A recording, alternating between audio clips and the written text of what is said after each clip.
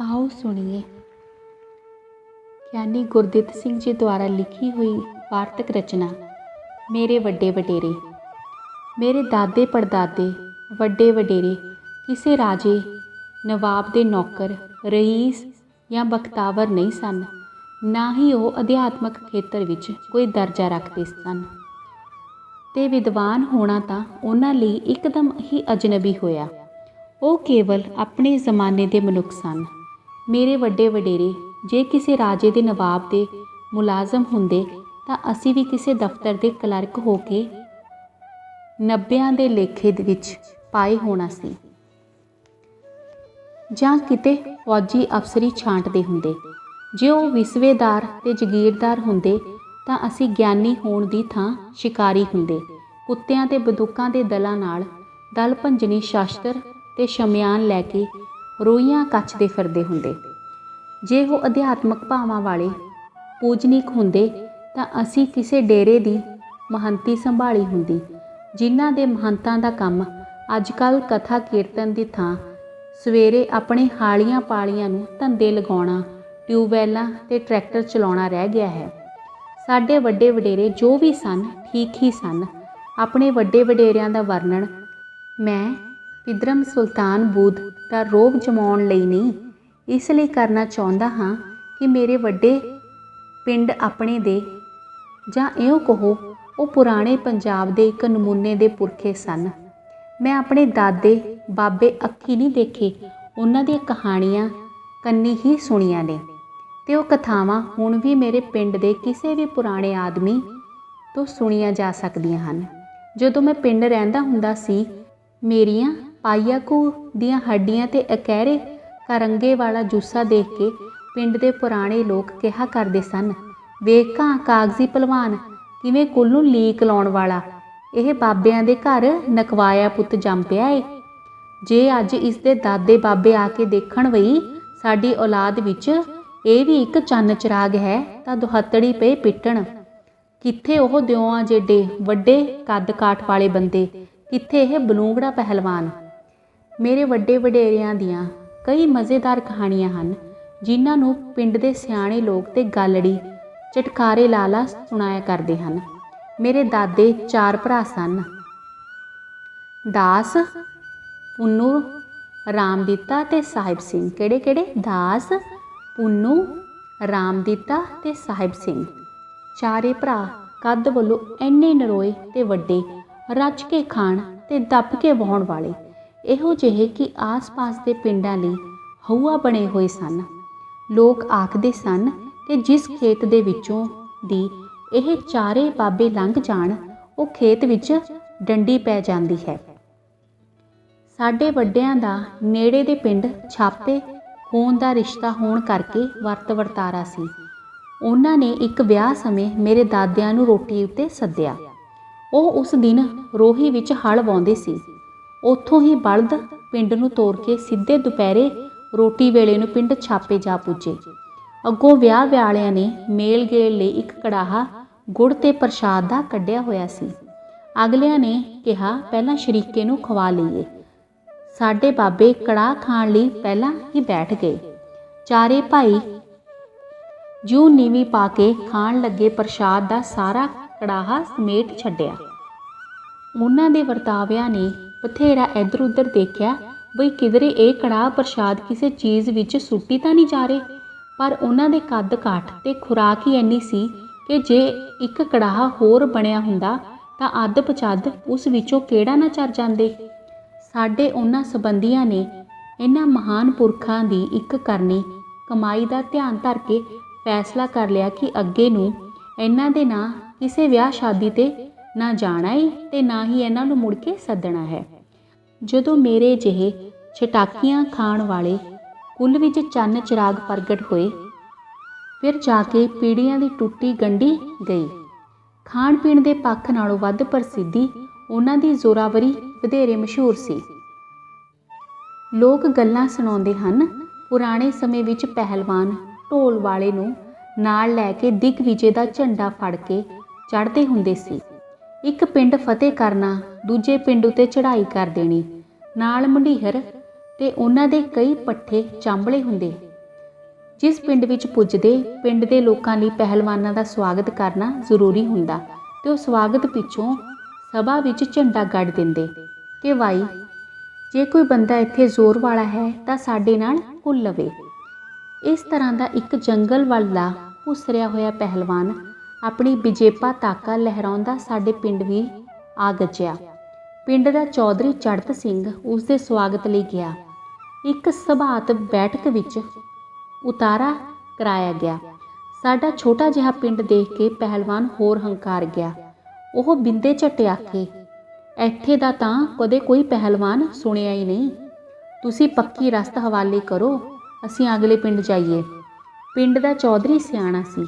ਉਸਨੇ ਕਿਹਾ, ਰਸਤਾ ਨੂੰ ਕਿਹੜਾ ਜੀ, ਅਸੀਂ ਕੋਈ ਨਾ ਨੁੱਕਰ ਕਰਨੀ ਹੈ।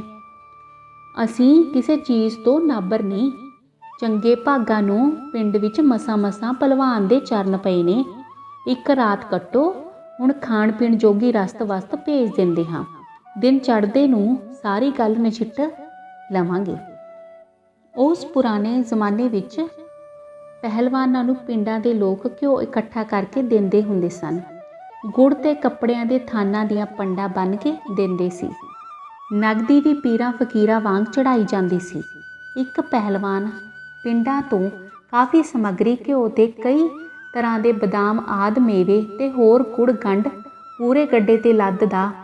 ਕਾਫੀ ਸਮੱਗਰੀ ਘਿਓ ਤੇ ਕਈ ਤਰ੍ਹਾਂ ਦੇ ਬਦਾਮ ਆਦਿ ਮੇਵੇ ਤੇ ਹੋਰ ਗੁੜ ਗੰਢ ਪੂਰੇ ਗੱਡੇ ਦਾ ਲੱਦ ਇਕੱਠਾ ਕਰੀ ਨਾਲੋਂ ਨਾਲ ਚੁੱਕੀ ਫਿਰਦਾ ਸੀ। ਉੱਪਰੋਂ ਬਿਆਸੀਏ ਦਾ ਕਾਲ ਪਿਆ ਹੋਇਆ ਸੀ। ਮੀਂਹ ਨਾ ਪੈਣ ਕਰਕੇ ਕਹਿਰ ਪੈਣ ਨਾਲ ਇੱਧਰ ਖਾਣ ਨੂੰ ਦਲੀਆ ਨਾ ਜੁੜੇ। ਪਹਿਲਵਾਨ ਨੇ ਆ ਕੇ ਪੱਕੀ ਰਸਤ ਦੀ ਨਵੀਂ ਚੱਟੀ ਲਗਾ ਦਿੱਤੀ। ਪੱਕੀ ਰਸਤ ਘੱਟੋ ਘੱਟ ਧੜੀ ਘਿਓ, ਇੰਨੀ ਹੀ ਖੰਡ ਬਦਾਮ ਅਤੇ ਹੋਰ ਸਿੱਧਾ ਵਾਧਾ ਹੁੰਦਾ ਸੀ। ਰਸਤ ਤਾਂ ਦੇਣੀ ਇੰਨੀ ਔਖੀ ਸ਼ਾਇਦ ਕਾਲ ਵੇਲੇ ਵੀ ਨਾ ਮੰਨੀ ਜਾਂਦੀ, ਪਰ ਪਿੰਡ ਦੀ ਹਲੱਥਣ ਹੱਥਕ ਝੱਲਣੀ ਬਹੁਤ ਔਖੀ ਸੀ। ਪਹਿਲਵਾਨਾਂ ਦੇ ਜਥੇ ਨੂੰ ਰਾਤ ਨੂੰ ਰਸਤ ਦੇ ਕੇ ਚੜ੍ਹਤ ਸਿੰਘ ਚੌਧਰੀ ਬਾਬੇ ਪੁੰਨੂ ਕੋਲ ਆਇਆ। ਪਿੰਡ ਦੇ ਚੌਧਰੀ ਨੂੰ ਘਰੇ ਆਇਆ ਦੇਖ ਕੇ ਬੈਠਣ ਲਈ ਪੀੜੀ ਦਿੱਤੀ ਤੇ ਪੁੱਛਿਆ, ਚੌਧਰੀ ਅੱਜ ਕੁਵੇਲੇ ਕਿਵੇਂ ਆਉਣਾ ਹੋਇਆ? ਚੌਧਰੀ ਨੇ ਸਾਰੀ ਗੱਲ ਸੁਣਾਈ ਤੇ ਪਿੰਡ ਦੀ ਇੱਜ਼ਤ ਦਾ ਵਾਸਤਾ ਪਾ ਕੇ ਕਿਹਾ, ਬਾਬਾ ਤੂੰ ਹੀ ਲਾਜ ਰੱਖ ਸਕਦਾ ਹੈ, ਬਸ ਮੈਨੂੰ ਇੱਕ ਵਾਰੀ ਹਾਂ ਕਰ ਦੇ। ਚੌਧਰੀ ਨੂੰ ਬਾਬੇ ਦੀ ਤਾਕਤ ਦਾ ਪਤਾ ਸੀ ਬਈ ਉਹ ਕਈ ਪਹਿਲਵਾਨਾਂ ਨਾਲੋਂ ਵੱਧ ਤਾਕਤਵਰ ਹੈ। ਇਸ ਲਈ ਉਸਨੇ ਹਾਂ ਦੀ ਮੰਗ ਕੀਤੀ। ਅਖੇ ਸੋਚ ਕੇ ਪੁੰਨੂ ਬੁੜੇ ਨੇ ਕਿਹਾ, ਚੌਧਰੀ ਦਾ ਕਹਿਣਾ ਮੋੜਨਾ ਵੀ ਔਖਾ ਹੈ। ਹੰਮਾ ਧਾਰ ਆਇਆ ਹੈ, ਪਰ ਉੱਤੋਂ ਲਵੇਰੀਆਂ ਦੇ ਦੁੱਧ ਦਾ ਇੱਕ ਪਾਸੇ ਰੁੱਖ ਵੀ ਸੁੱਕ ਗਏ ਨੇ। ਖਾਣ ਪੀਣ ਨੂੰ ਚੱਜ ਹਾਲ ਦੀ ਰੋਟੀ ਵੀ ਨਹੀਂ ਜੁੜਦੀ। ਦੇਖੀ ਚੌਧਰੀ ਕਿਤੇ ਸੁੱਕੇ ਹੱਡੀ ਮਰਵਾ ਦੇਵੇਂ। ਬਾਬੇ ਨੇ ਨੀਮ ਰਜ਼ਾਮੰਦੀ ਪ੍ਰਗਟ ਕਰਦਿਆਂ ਨਿਹੋਰੇ ਨਾਲ ਕਿਹਾ। ਚੌਧਰੀ ਨੇ ਕਿਹਾ, ਬਾਬਾ ਤੂੰ ਫਿਕਰ ਨਾ ਕਰ, ਮੈਂ 1 2 3 ਨੂੰ ਤੈਨੂੰ ਤਿਉੜ ਕਰਕੇ ਮੋਟ ਬਾਜਰੇ ਦੀ ਰਾਜਵੀਂ ਖਿਚੜੀ ਭੇਜਦਾ ਰਹੂੰਗਾ। ਤੂੰ ਜ਼ਰਾ ਆਸ ਬਣਾ, ਆਪਾਂ ਤੋਂ ਪਿੰਡ ਦੀ ਹੀਣਤਾ ਨਹੀਂ ਚੱਲੀ ਜਾਂਦੀ। ਦੂਜੇ ਦਿਨ ਚੌਧਰੀ ਨੇ ਪਹਿਲਵਾਨ ਨੂੰ ਆਖ ਦਿੱਤਾ, ਜੀ ਅਸੀਂ ਪੱਕੀ ਰਸਤ ਦੇਣ ਦੀ ਥਾਂ ਜਿੱਦਣ ਕਰੋ 2 ਹੱਥ ਹੀ ਕਰਕੇ ਦੇਖਾਂਗੇ। ਪਿੰਡ ਦੀ ਹਲੱਥਣ ਲੋਕ ਕਹਿੰਦੇ ਨੇ ਜੀ ਸਾਥੋਂ ਝੱਲੀ ਨਹੀਂ ਜਾਂਦੀ। ਦਿਨ ਬੰਨਿਆ ਗਿਆ। ਪਿੰਡ ਦੇ ਪਿੰਡ ਟੁੱਟ ਕੇ ਤਮਾਸ਼ਾ ਵੇਖਣ ਆ ਗਏ। ਬਹੁਤੀ ਹੈਰਾਨੀ ਇਹ ਵੀ ਟਿੱਡੇ ਜਿੱਡਾ ਪਿੰਡ, ਇੱਥੇ ਨਾਮੀ ਪਹਿਲਵਾਨ ਨਾਲ ਕਿਹੜਾ ਲੋਹਾ ਲੈਣ ਵਾਲਾ ਜੰਮ ਪਿਆ। ਚਲੋ ਦੇਖੀਏ ਤਾਂ ਸਹੀ। ਢੋਲ ਵੱਜਿਆ, ਛਿੰਝ ਮੱਗ ਗਈ। ਪਹਿਲਵਾਨ ਦਾ ਨਿਹਾਰੀਆਂ ਖਾ ਕੇ ਗੁੰਨਿਆ ਜਿਸਮ ਤੇ ਨਿੱਤ ਕਰਤੱਬੀ ਜੁੱਸਾ ਦੇਖ ਕੇ ਸਾਰੇ ਲੋਕ ਹੈਰਾਨ ਬਈ ਇਸ ਚੁਸਤ ਜਵਾਨ ਨਾਲ ਕੌਣ ਘੁਲੇਗਾ। ਬਾਬਾ ਪੁੰਨੂ ਅਖਾੜੇ ਦੇ ਇੱਕ ਪਾਸੇ ਖੇਸ ਦੀ ਬੁੱਕੜ ਮਾਰੀ ਬੈਠਾ ਸੀ। ਪਹਿਲਵਾਨ ਅਖਾੜੇ ਵਿੱਚ ਗੇੜੇ ਮਾਰ ਕੇ ਰੋਹ ਪਾਉਂਦਾ ਤੇ ਆਪਣੇ ਸਰੀਰ ਦੇ ਸੋਹਣੇ ਅੰਗ ਦਿਖਾਉਂਦਾ, ਚਟਕਾਉਂਦਾ ਤੇ ਮਟਕਾਉਂਦਾ ਫਿਰਦਾ ਰਿਹਾ। ਜਦੋਂ ਅਖਾੜਾ ਜੰਮ ਗਿਆ, ਚੌਧਰੀ ਚੜ੍ਹਤ ਸਿੰਘ ਬਾਬੇ ਪੁੰਨੂ ਕੋਲ ਆਇਆ। ਮੱਥਾ ਟੇਕ ਕੇ ਕਿਹਾ, ਬਾਬਾ ਰੱਖ ਪਿੰਡ ਦੀ ਪੱਤ, ਰੱਬ ਤੇਰੇ ਵਿੱਚ ਸੱਤ ਪਾਵੇ।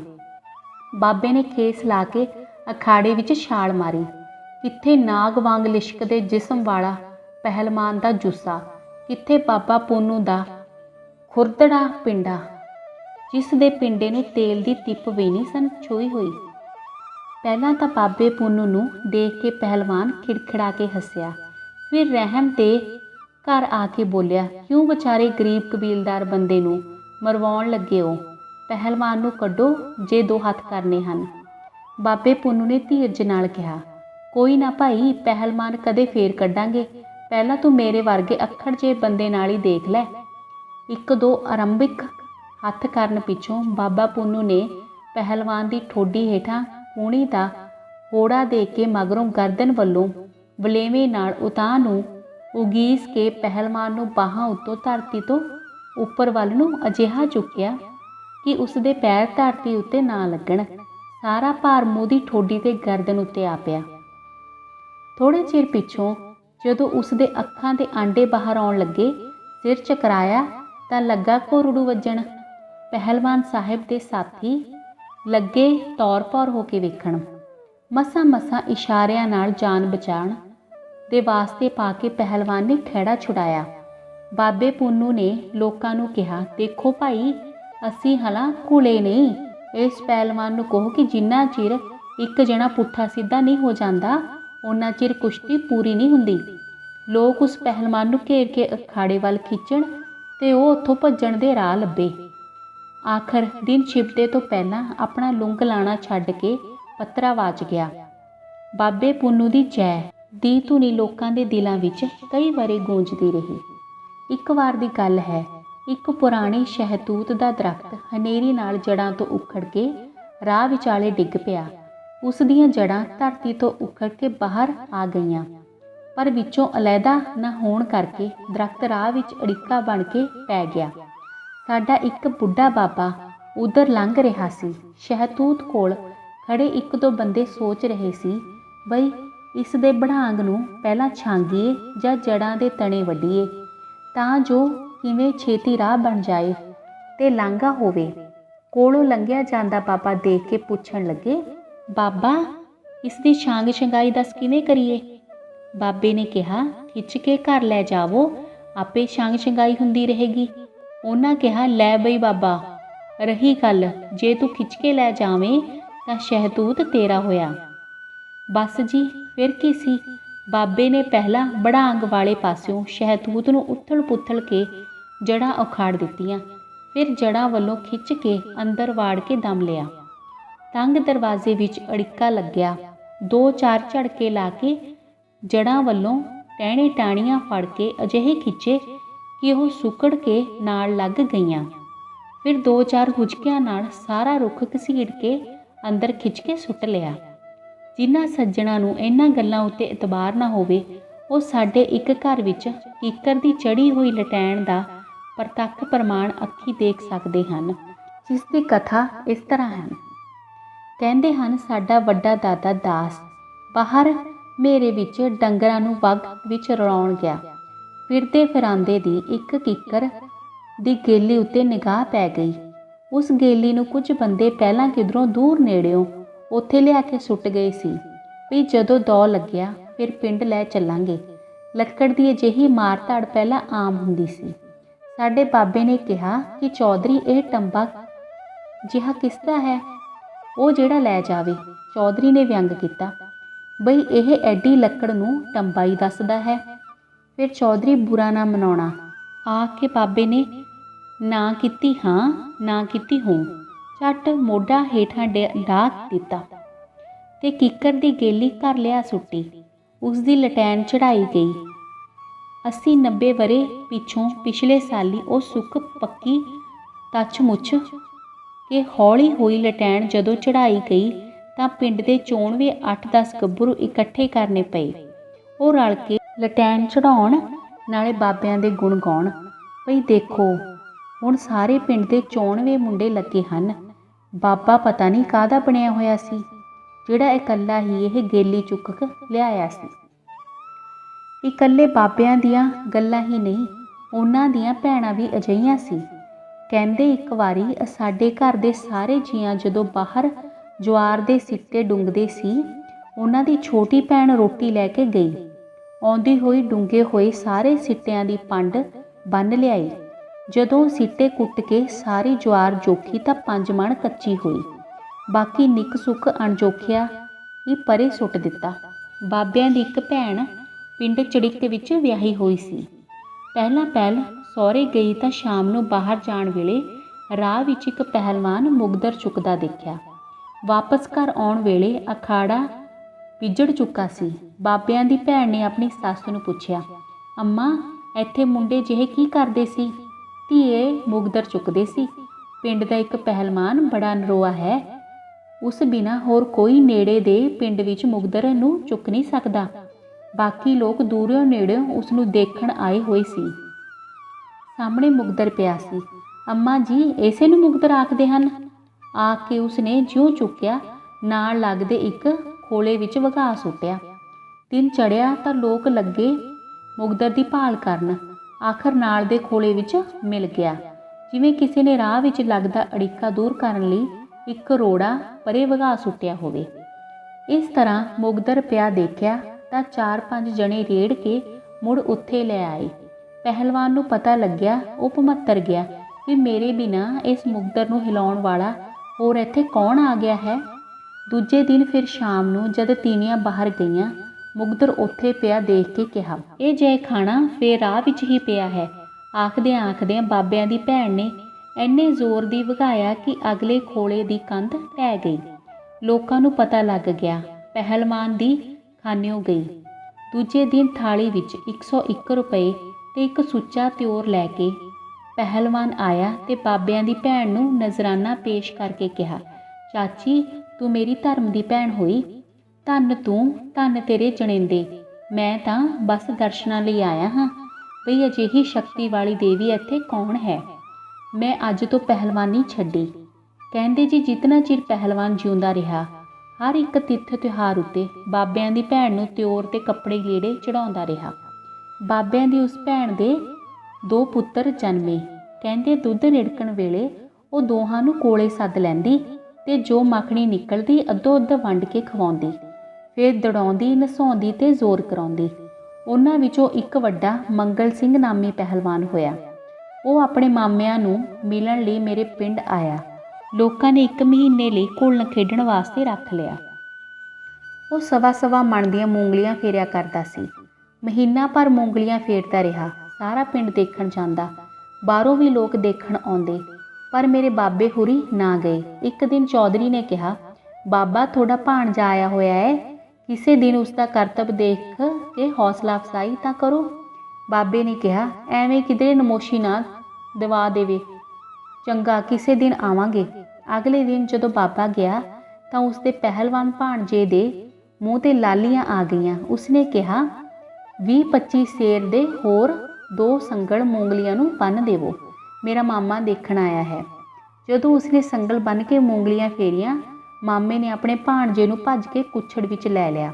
ਪੁੱਤਰਾ, ਤੂੰ ਲਾਜ ਰੱਖੇਂਗਾ ਸਾਡੀ। ਆ ਕੇ ਇੱਕ ਚਾਂਦੀ ਦਾ ਡਬਲ ਰੁਪਈਆ ਦਿੱਤਾ ਅਤੇ ਧੜੀ ਘਿਓ, ਜੋ ਉਦੋਂ 3 ਰੁਪਏ ਦਾ ਸੀ। ਪਿੰਡ ਦੇ ਲੋਕਾਂ ਨੇ ਵੀ ਬੜਾ ਕੁਝ ਦਿੱਤਾ। ਮੇਰੇ ਪਿੰਡ ਸਾਧਾਂ ਦੇ ਡੇਰੇ ਪਈਆਂ ਉਹ ਮੂੰਗਲੀਆਂ ਮੈਂ ਵੀ ਅੱਖੀ ਵੇਖੀਆਂ ਹਨ। ਇਹੋ ਜਿਹੀਆਂ ਕਥਾਵਾਂ ਮੈਂ ਸੁਣੀਆਂ ਹਨ, ਅੱਖੀ ਤੱਕੀਆਂ ਨਹੀਂ। ਇਸ ਲਈ ਮੈਂ ਛੋਟਾ ਹੁੰਦਾ ਤਾਂ ਮੈਨੂੰ ਦਿਓਆਂ ਦੀਆਂ ਕਹਾਣੀਆਂ ਸੁਣ ਕੇ ਜਿਤਨਾ ਸਹਿਮ ਲੱਗਦਾ ਸੀ, ਉਤਨਾ ਹੀ ਆਪਣੇ ਵੱਡੇ ਵਡੇਰਿਆਂ ਦੀਆਂ ਗੱਲਾਂ ਸੁਣ ਕੇ। ਕਈ ਵਾਰ ਖਿਆਲ ਆਉਂਦਾ, ਕਿਧਰੇ ਸਾਡੇ ਬਾਬੇ ਵੀ ਕੋਈ ਦਿਓਦਾਨੂ ਤਾਂ ਨਹੀਂ ਸਨ। ਪੁਰਾਣੇ ਪੰਜਾਬੀਆਂ ਦੇ ਲੋਕਾਂ ਦੇ ਬਲ ਦੀ ਗੁਆਚੀ ਹੋਈ ਇੰਨੀ ਪ੍ਰਮਾਣਿਕ ਤਸਵੀਰ ਕਿਵੇਂ ਛੁਪਾ ਕੇ ਰੱਖੀ ਜਾ ਸਕਦੀ ਸੀ। ਸੋ ਹਾਜ਼ਰ ਕਰਨੀ ਹੀ ਠੀਕ ਸਮਝੀ। ਬੱਚਾ ਦੇਖੋ, ਕਿੰਨੇ ਤਕੜੇ ਸਰੀਰਾਂ ਦੇ ਲੋਕ ਸਨ ਪਹਿਲਾਂ। ਉਹ ਤਕੜੇ ਸਰੀਰ ਕੋਈ ਐਦਾਂ ਨਹੀਂ ਸੀ, ਉਹਨਾਂ ਨੇ ਕਮਾਏ ਹੁੰਦੇ ਸਨ, ਮਤਲਬ ਨਸ਼ਿਆਂ ਤੋਂ ਦੂਰ ਰਹਿ ਕੇ, ਚੰਗਾ ਖਾ ਕੇ ਤੇ ਕਸਰਤ ਕਰਕੇ। ਇਸ ਤਰ੍ਹਾਂ ਤੁਸੀਂ ਵੀ ਵਧੀਆ ਬਣ ਸਕਦੇ ਹੋ, ਠੀਕ ਹੈ, ਤਕੜੇ ਬਣ ਸਕਦੇ ਹੋ ਜੇ ਚੰਗਾ ਖਾਵੋਗੇ। ਤੇ ਜੇ ਜੋ ਤੁਸੀਂ ਆਮ ਖਾਂਦੇ ਹੋ, ਤਲਿਆ ਹੋਇਆ ਖਾਂਦੇ ਹੋ ਜਾਂ ਹੋਰ ਜੰਕ ਜਿਹੜਾ ਫੂਡ ਆਪਾਂ ਕਹਿ ਦਿੰਦੇ ਹਾਂ, ਹੈ ਨਾ, ਉਹ ਤੁਸੀਂ ਖਾਂਦੇ ਹੋ, ਮਾੜਾ ਹੈ ਬੱਚਿਓ ਸਿਹਤ ਲਈ। ਤੇ ਦੁੱਧ ਘਿਓ ਖਾਇਆ ਕਰੋ ਤੇ ਪੂਰੀ ਕਸਰਤ ਕਰਿਆ ਕਰੋ, ਠੀਕ ਹੈ ਨਾ ਬੱਚਿਓ। ਤੇ ਚਲੋ ਫਿਰ ਆਪਾਂ ਅਰਥਾਵਲੀ ਕਰੀਏ, ਕੁਝ ਔਖੇ ਸ਼ਬਦਾਂ ਦੇ ਅਰਥ ਕਰੀਏ, ਹੈ ਨਾ।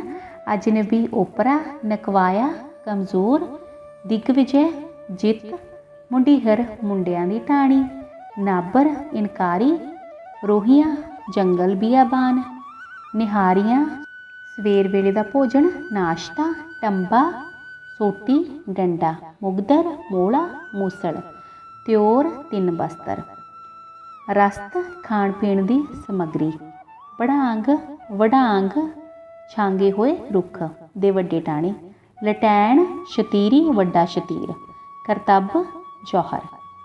ਚਲੋ ਬੱਚਿਓ ਫਿਰ ਆਪਾਂ ਕਰੀਏ ਇਸ ਦੇ ਪ੍ਰਸ਼ਨ ਉੱਤਰ।